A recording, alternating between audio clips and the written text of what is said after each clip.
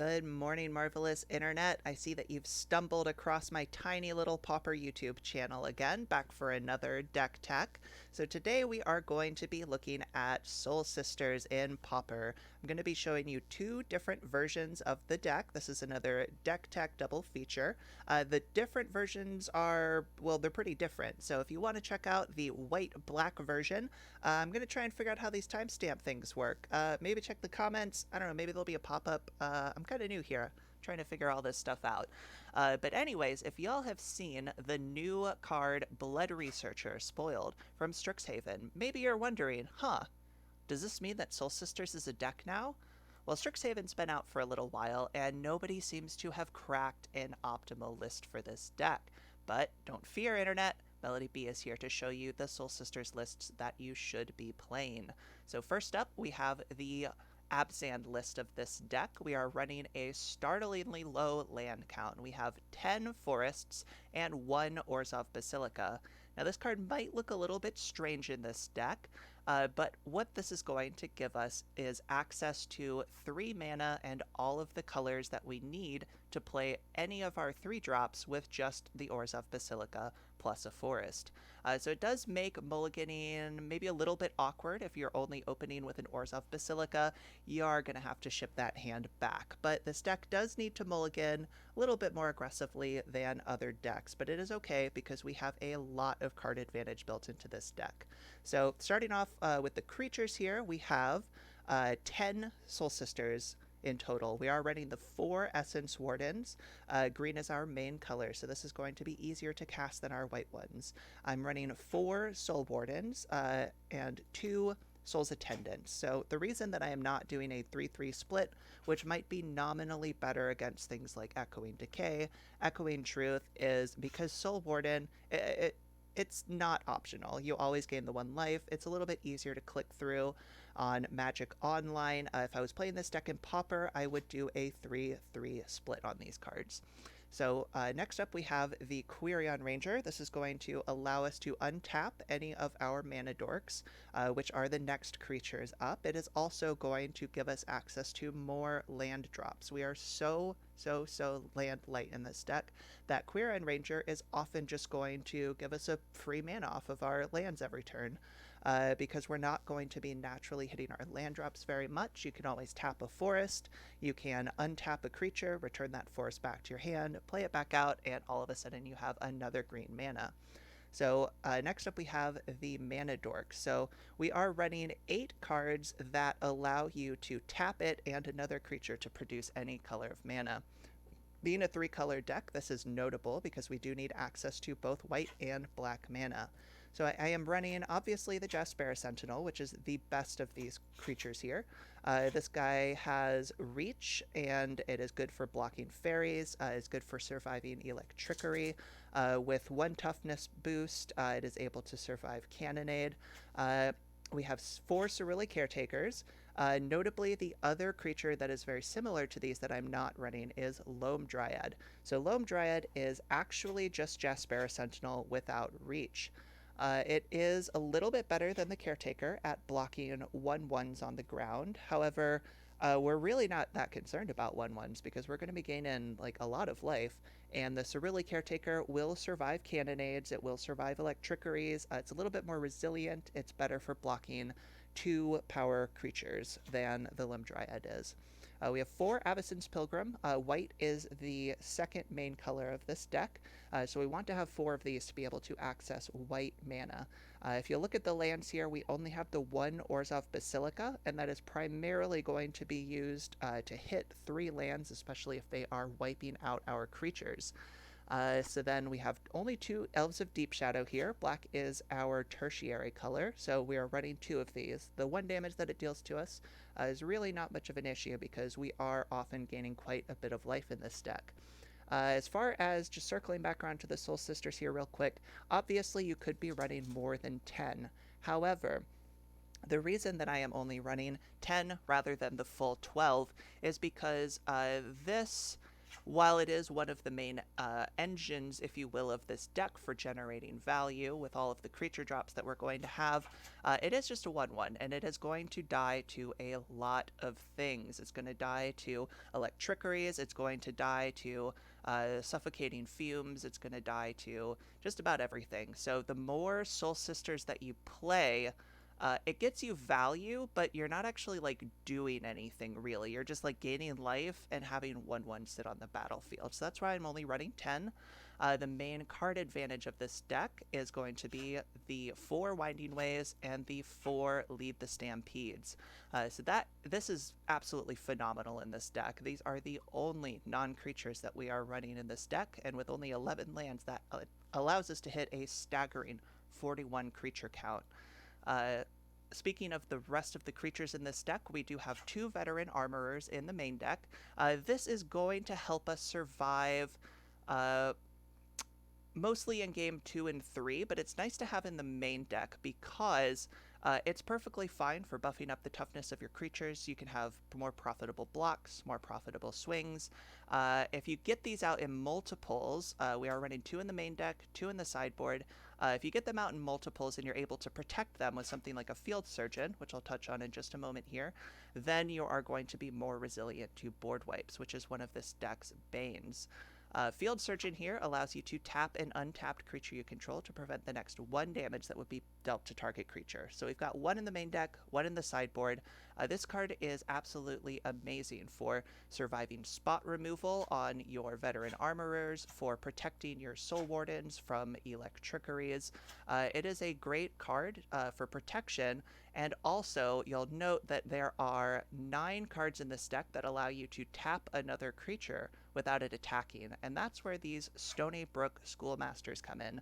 So I actually got the idea to play this in Soul Sisters from Caleb Gannon. If you haven't heard of them, go check out their YouTube channel. They have a lot of great Magic content. Hopefully they're going to be coming back to Pauper here soon because I really enjoyed those videos. But what this allows you to do is to create tokens with cards that we just want to have in this deck anyway. So this is great for getting extra triggers, and those extra triggers are going to be especially useful for Marauding Blight-Priest. Whenever you gain a life, each opponent loses a life. This is going to give us some reach. This is going to allow us to win through fogs. This is going to allow us to win through Stonehorn Dignitaries. It is one of the main reasons to be running Soul Sisters right now, as well as 4 Blood Researchers. So I am running 4 of this card in this deck because notably this helps shore up one of the main weaknesses of this deck, which is that all of the creatures are small and they die to board wipes. So this is going to allow us to have a large creature that is able to swing in with some pseudo evasion with the menace, can't be blocked except by 2 or more creatures, and it is going to allow us to go tall rather than wide. So that is the main deck here. Moving over to the sideboard, one of the main things we are worried about is removal and board wipes. So what we are doing to protect ourselves against that is we have an extra Field Surgeon here. This is going to be great against spot removal and board wipes, as I've mentioned, as long as they're not giving minus power and toughness, like something like Suffocating Fumes can still be pretty dangerous, but then the Veteran Armorers will help us protect against those. We've got 2 Obsidian Acolytes, also good at protecting against black board wipes, black removal, can protect our other creatures with just 1 white mana. Standard Bearers, great for soaking up removal spells. Let's say we have a Blood Researcher out and they have a cast down. If we've got Standard Bearer out, we can just force them to have to target the Standard Bearer. And Standard Bearer is always excellent tech against Boggles, against White Heroic. Decks that are playing enchantments that are able to enchant the opponent's creatures are going to have to enchant the Standard Bearer if able to, if something's not preventing it from being enchanted. So we have the 2 extra Veteran Armorers. These do die to Cannonade on their own. However, if we have 2 Armorers or a combination of Armorers and Field Surgeons, we are able to more effectively protect our creatures. Continuing on with the protection theme, to shore up the main weakness of this deck, we have 2 Prismatic Strands. This is going to be great for protecting against board wipes. This can be a reasonable card to bring in against mono-colored decks, can buy us 2 extra turns. Patrician Scorn is basically just a free destroy all enchantments. We are able to time this fairly well. We're a little bit light on white cards, but we're usually going to be able to play this for free, or getting up to 4 mana is not prohibitive with this deck with all of our mana dorks, even though we're only running 11 lands. 1 cast down, some just generic removal. Not totally sure if this deck needs this. We do want to maintain a very high creature count, but I figure that there are some really problematic creatures for this deck that we might want to be able to take care of. Faerie Macabre is a way to exile cards from our opponent's graveyard that can still be hit off of Winding Way and Lead the Stampede. And then we have 1 Epicure of Blood if we are going up against a deck that is trying to fog us out. This is another way that we can drain our opponent's life. It's sort of like a 5th Marauding Blight-Priest, but it is more expensive. It does not die to Bolt, however, so that is an upside to the deck. So this is the first version of this deck, and I have seen a number of Abzan Soul Sisters decks floating around out there. I do not believe that this deck has been optimized yet, but in terms of the deck as it exists in the metagame today, but I have been testing this out. This deck feels very good. I believe that this is very close to the optimal version of this deck. I think that the only thing that might need a little bit of tweaking are some cards in the sideboard. So now we're going to be talking about the second version of Soul Sisters. So the other option that some people have caught on to, they're running a white-black version of Soul Sisters, and that actually gives us access to a lot of very interesting cards. So the version of white-black has significantly more lands. We're no longer able to cheat on our mana with Quirion Rangers. We're not able to cheat on our mana with the mana Dork. So we are running 18 lands in this deck, as well as 3 Orzhov Basilicas. This is going to allow us to hit 3 and 4 mana a little bit more consistently, as well as 2 Springleaf Drums. So it's almost like we're running 20 lands in this deck. We do have Ash Barrens to help filter for the lands that we need, mostly plains because most of the cards are white, a couple of swamps, some Scoured Barrens, and that is the mana base. So in this deck here, we are also running 10 Soul Sisters in the form of 4 Soul Wardens, 4 Souls Attendants, and then 2 Suture Priests. This card does allow us to drain the opponent's life whenever they play a creature. Usually that's not going to be particularly huge, but we do get a lot of enter the battlefield triggers in this deck, and it is another Soul Sister other than the 1-drop options. So the other creatures in this deck, we have 4 Thraben Inspectors, just an amazing Pauper card. I end up sliding this into so many different decks, and sometimes I want a little bit more diversity than just running the Thraben Inspector Core Skyfisher package, but I did try another version of this deck that was instead running Squadron Hawks and Doomed Travelers, but that kind of just exacerbates the uneven matchups that we're going to get with this deck because all of those creatures are 1/1s, whereas the Thraben Inspector is a 1/2, and the Core Skyfisher, of course, is a 2/3. We have 1 Bonesplitter here. This is great for suiting up our Core Skyfishers. It's great for suiting up our other flyers that I'm going to talk about in a moment. And it can also just be equipped to any of our little dorky creatures or Marauding Blight-Priest to up the clock for our opponent. We are running 2 Omen of the Deads. This can be picked back up with Core Skyfisher. It is helpful against removal for our opponents. If they're going to kill a Marauding Blight-Priest or something, we can get that creature from our graveyard back to our hand. And later in the game, if we've played this out early, we are able to bounce it back to our hand with the Core Skyfisher, replay it, and then we always have the 3-mana ability to sacrifice it and scry 2, which is going to be useful in the mid to late game. Onto the next creatures in the deck, we have 4 of the Marauding Blight-Priests, again, one of the main draws to playing Soul Sisters. This gives the deck reach. It allows us to beat decks that we otherwise would not be able to beat if we're not able to effectively use our combat step. We have 4 Battle Screeches, so this is going to be one of the best ways to get our Soul Sisters triggers, and it is maybe one of the main reasons that you might want to play White-Black Soul Sisters over the Abzan list, because this creature is absolutely phenomenal. You get 4 flyers in the air, you can possibly get 4 creatures to trigger your Soul Sisters, gain a bunch of life, you got flyers, you can slap a Bonesplitter on them. It's just a great card. We have 1 Palace Sentinel here. This card can be a little bit of a liability, and we usually aren't going to want to draw more than 1 in any matchup. So that is the reason we are just running 1 of these. We are running 2 Street Wraiths in this deck. So this card is sort of a freebie in this deck. We are gaining life. We're not super concerned about the paying 2 life to cycle it away. So what this kind of effectively lets us do is run a 58 card deck. I don't really want to go too high on the Street Wraiths though, because they can make mulliganing a little bit awkward. If you get a hand that has 2 Street Wraiths, 3 Street Wraiths in your opening hand, all of a sudden you're not really sure if you can keep that hand or not, because you're going to have to be relying on what you draw into them. This card does have a little bit of synergy with the Omen of the Dead.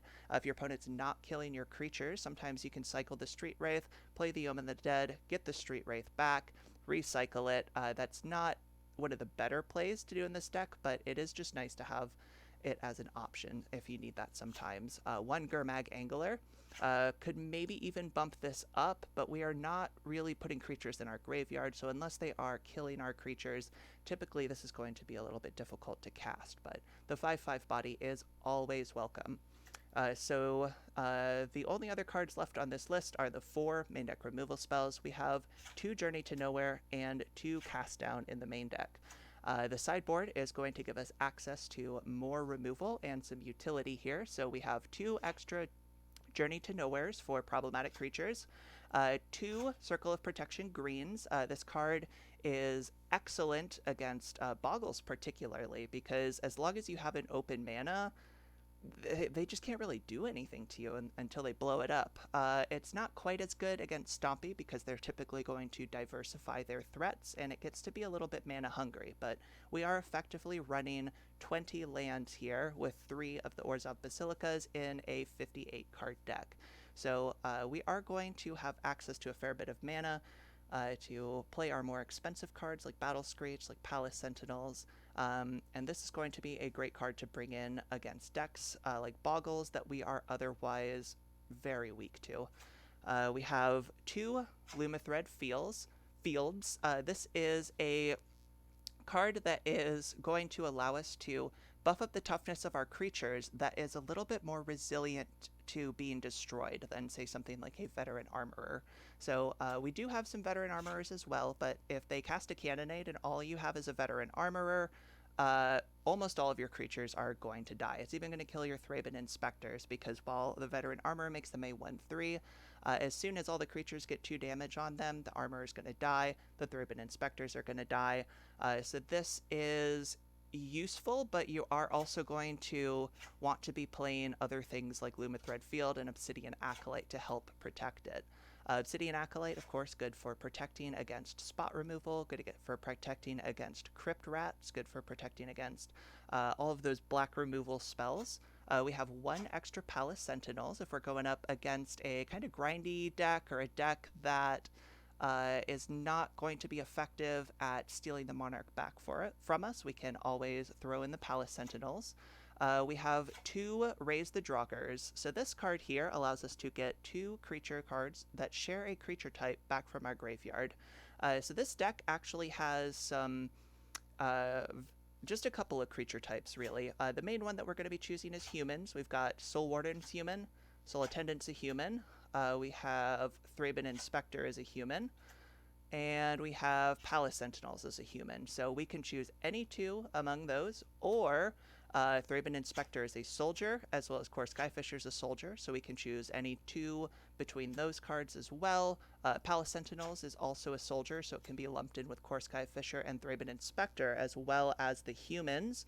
And then, this is not going to come up as much, but Suture Priest is a cleric, and Marauding Blight-Priest is also a cleric. So if those 2 are in our graveyard, we can pull them back with Raise the Draugr. This is going to help us fight through decks that are destroying a lot of our creatures that we need to win the game, and just give us a little bit more resiliency in those matchups. And then we have 2 Relic of Progenitus to help against graveyard-based decks. So I think both of these lists are really good. I've been playtesting them, been doing pretty well with them. I'm not 100% sure which one is going to be the better list. Certainly the Abzan is more explosive than this deck here, but they both have their merits. They're both good decks. I just realized I did not touch on the Night's Whispers here. That is going to allow us to just get extra cards. The 2 life is not that big of a deal. We do have 5 cards between the Night's Whisper and the Street Wraith that are making us pay 2 life, but we are typically going to be gaining a good bit of life as well. So these are the 2 versions of the deck. Let me know what you think down in the comments below. Let me know which one you like better. Let me know which one you want to see me play through a league. I am quite attached to both versions of this deck, so I may end up doing both of them anyway, but please let me know down in the comments which one you would like to see first. So these have been 2 different versions of Soul Sisters in Pauper, which is an archetype that has not taken off due to, in my personal opinion, the right list not being found. But I believe that these 2 lists here are very strongly in the right direction of what Pauper Soul Sisters should look like. And I think that the sideboards might need a little bit of tweaking, but I'm pretty happy with the main decks here. So again, just let me know what you think down in the comments. If you like my content, you can subscribe to my channel. I'm going to be trying to come out with more regular content. Like the video if you liked it, hit the dislike video if you disliked it, and I will see you in the next video. Thanks, bye.